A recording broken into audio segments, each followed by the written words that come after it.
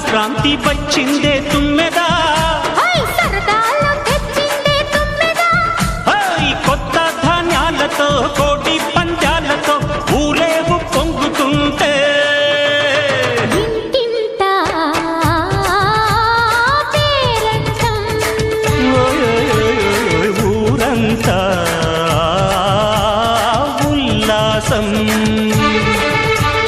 కొత్త అల్లుళ్ళతో కొంటే మరదళ్లతో పొంగే హేమంత సిరులు.